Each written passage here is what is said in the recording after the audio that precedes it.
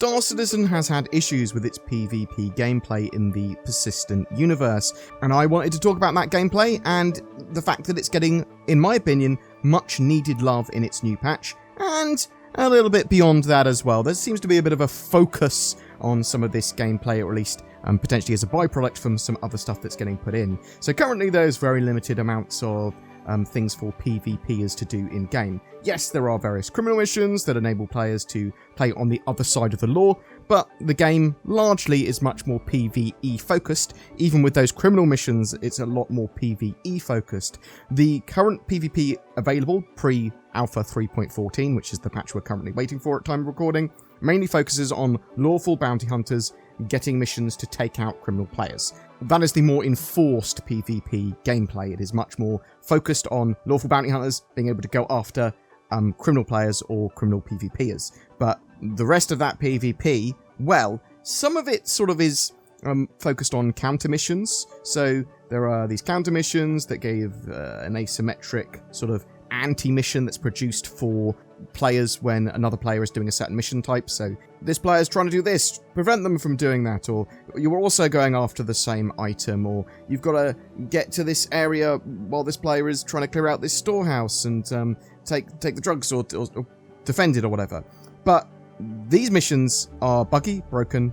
Some of them have been temporarily removed, and really they just haven't been given any love for a long time. So that sort of leads to a more, for the most part, more freeform PvP, where PvPers will attack players who are going about a task, miners, cargo runners, or players running other missions, and occasionally they'll defend themselves against bounty hunters, or they'll lock down an area saying, "No one's coming near this station." Sometimes this is seen as griefing, though typically it's just players trying to find something to do, and is representative of some of the future mechanics when players are able to disable, board, loot ships, and threaten other players. And I've seen players threaten to attack a miner if they don't get paid, or they lock down areas and try and do a bit of role play. But I've also seen players camping Port Olisar and just blowing up ships on pads as they spawn. That is a bit more griefy, for sure. There are some legal systems in place like prison, criminal ratings, security forces, station defences, and bounty hunter hunting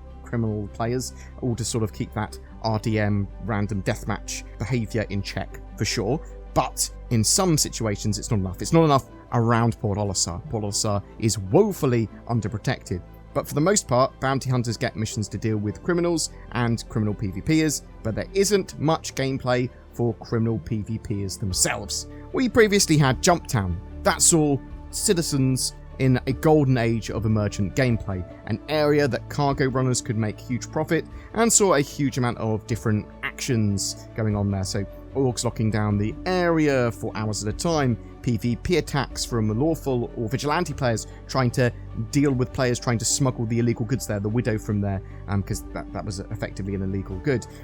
This also saw the use of escorts, so players would hire escorts to, or get org members to come and help them out when they went there and got huge loads of this good, and then when they were flying it to stations to offload it. So escorts are severely underused in Star Citizen at the moment, but high foot flow at the area and high profits made for great gameplay and a lot more fun PvP when it happened. Hopefully Cloud Imperium will try and incentivize players to use escorts, not just here, but, players doing general trade runs or mining, at least at certain areas of their travel. I think one of the other things that really made Jumptown so exciting and fun was that I suppose players knew that PvP or something random was on the cards. They knew it was risky for the reward. It was risk and reward was there. You didn't really know what was going to happen, but you go there and you can expect something odd to happen, or you could get PvP'd, or you could get attacked, and at least people were prepared for that, and you're like, well, I accept the risk, I suppose, is the thing there. But Jumptown's been removed, so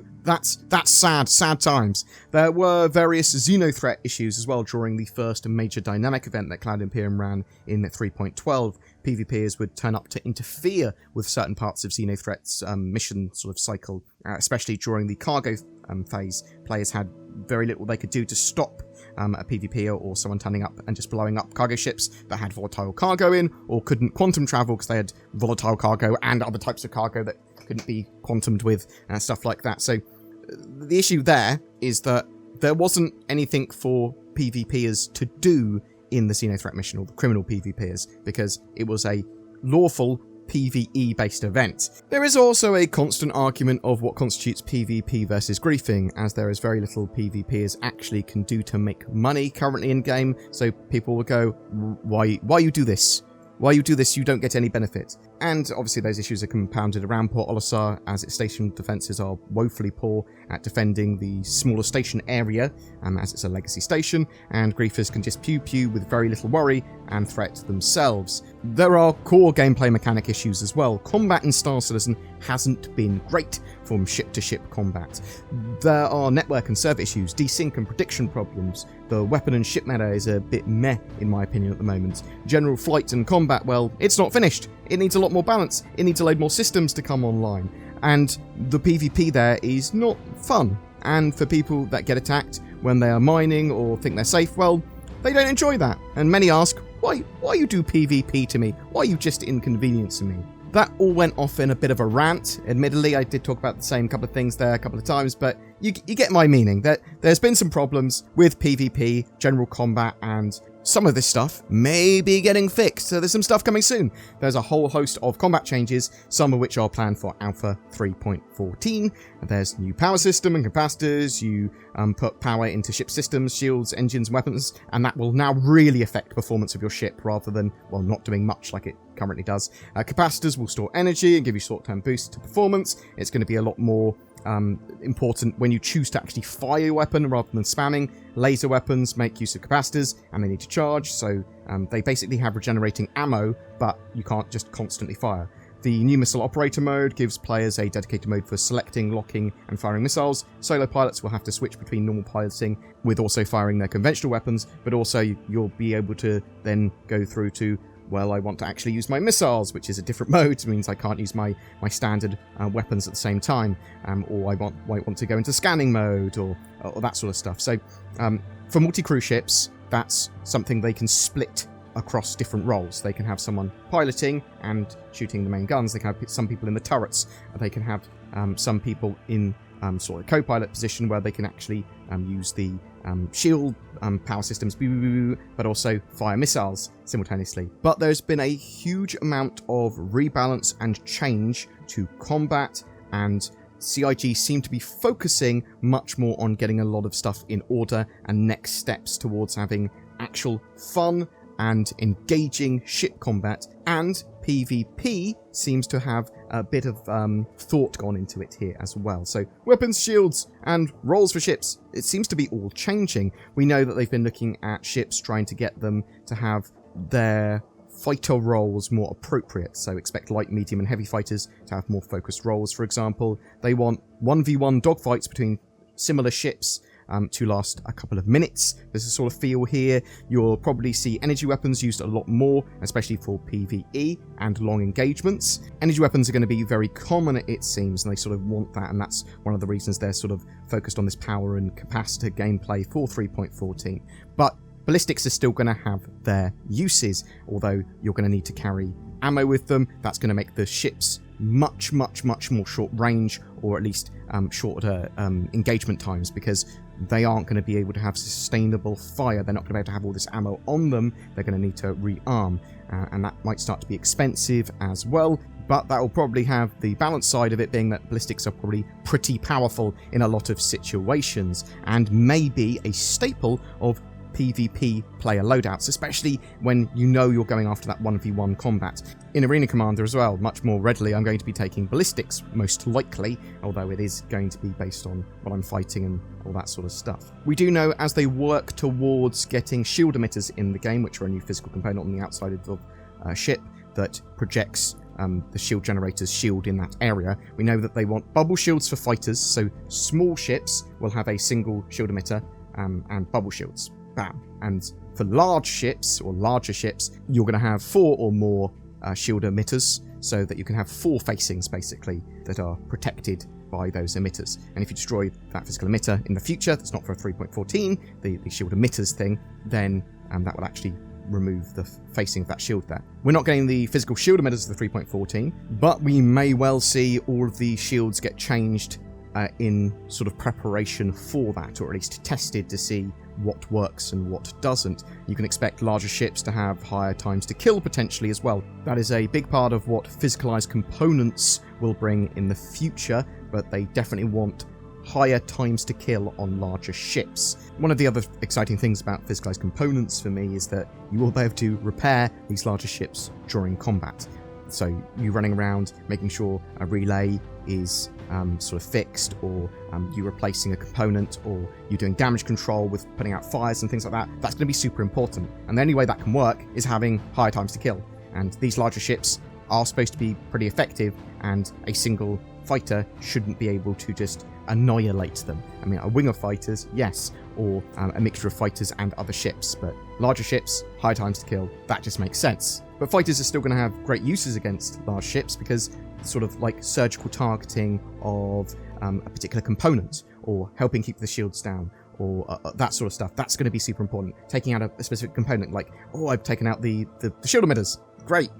That's going to be very useful in a long, sort of drawn-out fight. The goal of all of this is to make combat, as well as PvP, more fun and viable. In the future, when we have the physical damage and physical components, that's when we're going to start to have a really fantastic-looking game, in my opinion. But the current plans are steps towards that. So, some more focused items coming soon. We've got Xenothreat Remastered. That's part of 3.14. That might have tweaked more appropriately PvP for it. It is mostly a PvE event from what we saw previously, but now that Cloud Imperium are aware of those PvP issues that it originally had, they can put something in place either for PvP players to get involved in the combat aspect of it in some way, or to gate them from it. But either works for me. If you want it PvE based, cool, that's fine. Make sure it is sort of gated in that fashion. If it is supposed to be PvP, then sort of try and focus it so that PvP players can't ruin it in some areas, but can get involved in it. The Ninetales Lockdown event, however, is probably the most exciting PvP-focused new gameplay coming in the short term. That's coming in 3.14, and it will have players choosing a side, lawful Crusader security, or criminal Ninetales, and actively have players engaging in protecting and assaulting ships that are scanning, and players protecting them or trying to take out the players that are attacking them around space stations. And it is a PvP-focused event, so players know what they're getting, and it's got more stuff beyond that based on what happens during those phases. Other things will happen afterwards that is, again, much more PvP focused. Cloud Imperium have mentioned Jumptown version 2 as well coming soon. If they can recapture the joy of the original Jumptown, I will be happy for sure. But part of the joy of the original was emergent nature of the sort of gameplay there. Maybe it will just be trade opportunities, locations, and the tools that we need to have another Jumptown. So they'll go, well, there's some cool trade opportunities here, maybe they move around, and that will focus the foot flow around a planet or an area, and players will know that there's high risk and reward there, and are more likely to turn up there, and then you'll get a lot more PvP stuff. But I'm interested to see what Cloud Imperium have got in mind there. We do have some other stuff, like for the law gameplay. They're going to be adjusting and tweaking laws for sure, but we know there's things like surrendering, letting players surrender to law enforcement. This is going to be in 3.14, but it's pretty minor as a feature because it serves no purpose currently. But once we have mortality and players wanting to survive because of death of the spaceman mechanics, basically if you die, you'll eventually have to make a new character is the idea behind it. It's not the end of the game, GG, or anything like that though. You will be able to transfer your loot and your gear and your ships to your new character. But I think this will really affect player actions and choices. Death of a spaceman and physical components could mean that players prefer to eject and try and survive rather than ram or fight until they explode. That's not great in PvP. People just going, well, as I'm probably going to die, I'm going to ram you. That doesn't seem realistic. Why not just ram them at the beginning? Well, actually, some players do that. In fact, ships will explode much less as well when we have physicalized components and be much more often crippled. That stuff is a bit further out, but it is what they're working towards and is mega important. Something to curb more of the grief or low-hanging fruit PvP murder is new station defenses that they're working on. So we are getting missile turrets to defend stations at longer range. Landing pads are being replaced with hangars on a lot of the stations as well, so less chance to just blow people up as they spawn. And Port Olisar will be getting replaced at some point with a new station like Port Tressler or one of the upper major planetary stations. We know that they are going to remove the FPS green zones at stations and locations soon as well. And actually, that's going to be great for PvP, because, well, maybe I don't want to engage Dread Pirate Roberts, who's got 1 billion kills in his heavy fighter, but maybe when that criminal goes to buy food at Grimhex, well, I've tracked him pretty well, and once he's out of his ship, well, I go to the station, and yeah, I tase him there. And planned bounty hunter improvements and less than lethal weapons for if a target is wanted alive and things like that are coming in the future as well, and should make the game much more interesting for that PvP and bounty hunting element. I think there's a little bit of a worry of them removing the green zones in stations and stuff like that, so that you can actually pull weapons, is that it may briefly be anarchy, but hopefully the station security will be pretty good, and the crimes and law system should support that pretty well. Something that I hope we see incredibly soon, potentially 3.14, if not 3.15, is I'm hoping they fix the counter missions and get them fully working and tweaked for the new changes as well. I want to be able to play the Twitch Drug House Clearance mission, or the Dinearly Hurston AI Blade Capture mission, or some of the other missions which I feel should have PvP as part of them. Maybe the Price of Freedom mission, maybe the 890 Jump into Stress mission. I'd love it if there was the potential for counter missions to be created for them and for them to work consistently when there are. I'm fine with PvP in the game. I just want to know that it's a possibility, and for it to be actually there's higher risk and reward here, and there's a chance for PvP going on in some of these missions. I just like knowing that. I actually think that improves the game, but I want to be prepared for it, and I want to almost, not in every situation, I want to almost consent to it. There are obviously some things that it's just assumed. So if I'm mining in Pyro in the future, that's the Wild West. That's risk and reward already implied there.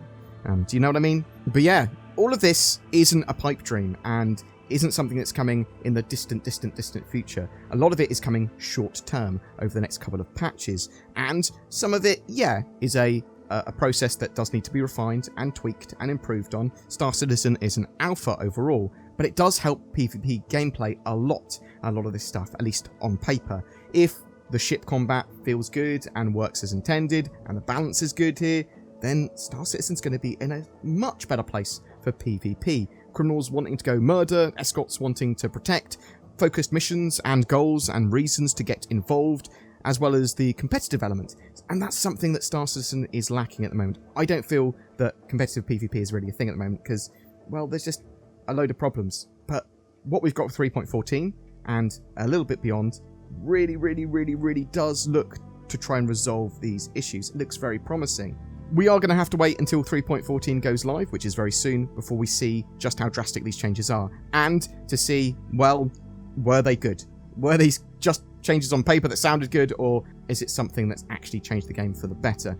And it's all academic if the servers are mega unstable or the gameplay is super desyncy. It doesn't matter if they get everything right if you can't hit your target, or, oh, I died again though I didn't see a target on my screen.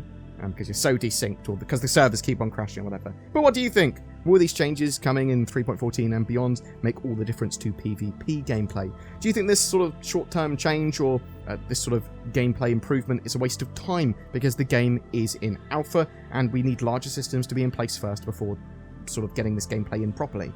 Are you a PvPer looking forward to the changes, or more of a PvE type player hoping that it doesn't ruin the game? Ninetales Lockdown? Think it's going to be fun? Do you think the Xenothreat set of missions is actually going to have some gameplay for PvPers, or do you think it's going to be gated for them? Whatever your thoughts, I'd love to hear from you in the comments below. Hey, I heard you like VPNs. How about NordVPN then? It's got things like security and features, and we all know chicks dig VPNs. Oh my god, is that Nord? Well, yes. Yes, it is. Wink. Check out the links below to get discounts, or go to nordvpn.com/BoredGamer. Maybe it will align your chakras or something. Actually, let's read some testimonials. Ever since I got NordVPN, my life is good. I wish I'd got NordVPN sooner. I didn't get NordVPN and now I've got no hands. I'm sorry that I recorded this as an ads in. I apologise to my editor. I said I wouldn't go too wacky. That's not what's happened here. Every month we have a ship giveaway, and for July it's for a Constellation Taurus with lifetime insurance and a Star Citizen game package. All you need to play! This long overdue, more cargo-focused version of the Constellation is going to be flyable in July. It's basically a new ship. Woo! Sort of. To be in for a chance of winning that, comment on any of my videos made during July, and each video gives you another chance to win, but only one comment is counted per video. More details down below. Please also consider supporting the channel further via the YouTube join button, or via Patreon, or donation, or whatever. It all helps us make Star Citizen content. Great Star Citizen content, hopefully, or at least some Star Citizen content. Also, you should bother the bell and like and subscribe and all that sort of jazz as well. Thanks for watching.